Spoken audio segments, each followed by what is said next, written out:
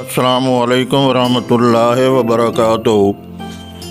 میں ہوں یعقوب احمد اور آپ واچ کر رہے ہیں نالج اسٹوڈیو۔ دوست اس ویڈیو کو لاسٹ تک ضرور دیکھیے گا تاکہ آپ کو مس نہ کر جائیں۔ تو فرینڈز بڑھتے ہیں آج کی ویڈیو کی طرف۔ اعوذ باللہ من الشیطان الرجیم، بسم اللہ الرحمن الرحیم۔ اللہم صلی علی سیدنا محمد وعلی آل سیدنا محمد وبارک وسلم۔ جسے اللہ پاک نے مال دیا ہے اسے کیا کرنا چاہیے؟ کیا مال کو راہ خدا میں دینے کے کچھ آداب ہوتے ہیں؟ احسان کرنے کی ممانعت کیوں کی گئی ہے؟ کیا اللہ کی راہ میں گھٹیا مال دینا چاہیے؟ چھپا کر مال خرچ کرنا کیسا ہے؟ خرچ میں اعتدال سے کام لینا کیوں ضروری ہے؟ ہم آج کی ویڈیو میں ان سوالوں کے جواب دینے کی کوشش کریں گے۔ ہماری آج کی ویڈیو کا ٹائٹل ہے راہ خدا میں خرچ کرنے کے آداب۔ اللہ تعالیٰ نے جس بندہ کو مال دیا ہے، چاہے وہ مال تھوڑا ہو یا زیادہ، ہر بندہ کو اپنی اپنی استعداد کے مطابق راہ خدا میں خرچ کرنا چاہیے۔ مال کو راہ خدا میں خرچ کرنے کے کچھ آداب ہیں۔ اگر ان آداب کا خیال رکھا جائے تو اللہ تعالیٰ اپنے بندہ سے خوش ہوتے ہیں اور اس کے مال کو قبول فرماتے ہیں۔ آداب یہ ہیں۔ نمبر 1، صرف اللہ تعالیٰ کی خوشنودی کے لیے۔ سب سے پہلی بات یہ ہے کہ خرچ کرنے میں صرف اللہ تعالیٰ کی رضا اور اس کی خوشنودی مطلوب ہو۔ کسی کو احسان مند بنانے یا دنیا میں نام پیدا کرنے کے لیے خرچ نہ کیا جائے۔ اللہ تعالیٰ کا ارشاد ہے، جو تم کچھ بھی خرچ کرتے ہو اس سے اللہ تعالیٰ کی رضا کے سوا تمہارا اور کوئی مقصود نہیں ہوتا۔ سورۃ البقرہ آیت 272۔ نمبر 2، احسان کرنے کی ممانعت۔ ارشاد باری تعالیٰ ہے، اے لوگو جو ایمان لے آئے ہو، اپنی خیرات کو احسان جتا کر اور اذیت دے کر اس شخص کی طرح ضائع نہ کرو جو لوگوں کے دکھاوے کے لیے خرچ کرتا ہے اور قیامت کے دن پر ایمان نہیں رکھتا۔ اس کے خرچ کی مثال تو ایسے ہے جیسے ایک چٹان پر مٹی پڑی ہو اور اس پر زور کی بارش برسے تو ساری مٹی بہہ جائے اور بس صاف چٹان رہ جائے۔ سورۃ البقرہ آیت 264۔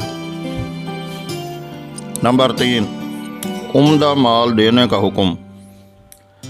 ارشاد الہی ہے، اے ایمان والو، جو کچھ تم نے کمایا ہے اور جو کچھ ہم نے تمہارے لیے زمین میں سے نکالا ہے اس میں سے عمدہ مال اللہ تعالیٰ کی راہ میں دو، اور ایسا نہ ہو کہ اللہ تعالیٰ کی راہ میں دینے کے لیے برے سے برا تلاش کرنے لگو۔ سورۃ البقرہ آیت 227۔ نمبر 4، حتی الامکان چھپا کر دیا جائے۔ ارشاد باری تعالیٰ ہے، اگر کھلے طریقے سے خیرات کرو تو یہ بھی اچھا ہے، لیکن اگر چھپا کر غریب لوگوں کو دو تو یہ تمہارے لیے زیادہ اچھا ہے اور اس سے تمہارے گناہ دھلتے ہیں۔ سورۃ البقرہ آیت 280۔ نمبر 5، مقروض کو پریشان نہ کیا جائے۔ قرآن مجید میں ہے، اور اگر قرض دار تنگ دست ہو تو اسے خوشحال ہونے تک مہلت دو، اور صدقہ کر دینا تمہارے لیے زیادہ بہتر ہے اگر تم اس کا فائدہ جانو۔ سورۃ البقرہ آیت 280۔ نمبر 6، خرچ میں اعتدال۔ ارشاد باری تعالیٰ ہے، اللہ تعالیٰ کے نیک بندے وہ ہیں کہ جب خرچ کریں تو نہ فضول خرچی کریں اور نہ ہی بہت تنگی کریں، بلکہ ان کا طریقہ ان دونوں کے بیچ میں ہو۔ سورۃ الفرقان آیت 67۔ ایک جگہ ارشاد ہے، نہ تو اپنا ہاتھ اتنا کھینچ لو کہ گویا گردن سے بندھا ہوا ہے، اور نہ اتنا کھول دو کہ حسرت زدہ بیٹھے رہو۔ اور لوگ تم کو ملامت کریں۔ سورۃ بنی اسرائیل آیت 29۔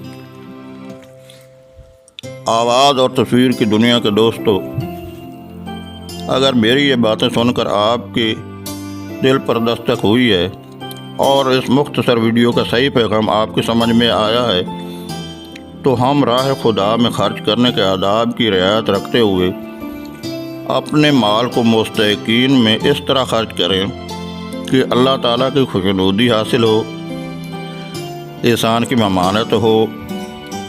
عمدہ اور پاکیزہ مال خرچ کریں، حتی الامکان چھپا کر خرچ کریں، مقروض کو قرض کی واپسی کے لیے پریشان نہ کریں اور خرچ میں اعتدال کا دامن ہاتھ سے نہ چھوڑیں۔ اللہ پاک ہمیں راہ خدا میں مال خرچ کرنے کے آداب پر عمل کرنے کی توفیق عطا فرمائے۔ آمین ثم آمین یا رب العالمین یا ارحم الراحمین۔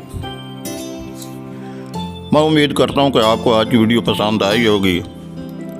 اگر پسند آئی ہے تو اس کو لائک اور اپنے دوستوں میں شیئر کر دیں، اور ساتھ ساتھ کومنٹ سیکشن میں اپنی قیمتی رائے کا اظہار بھی کریں۔ اگر آپ میرے چینل پر نئے آئے ہیں تو جلدی سے چینل کو سبسکرائب کر دیں اور بیل آئیکن کا نوٹیفیکیشن آن کرنے کے لیے گھنٹی پر کلک کریں۔ ویڈیو دیکھنے کا بہت شکریہ۔ اپنا خیال رکھیے گا، دعاؤں میں یاد رکھیے گا۔ والسلام۔ آئندہ نئی اور بہترین ویڈیو کے ساتھ دوبارہ حاضر ہوں گے۔ تب تک اللہ نگہبان۔ Thank you so much for watching this video.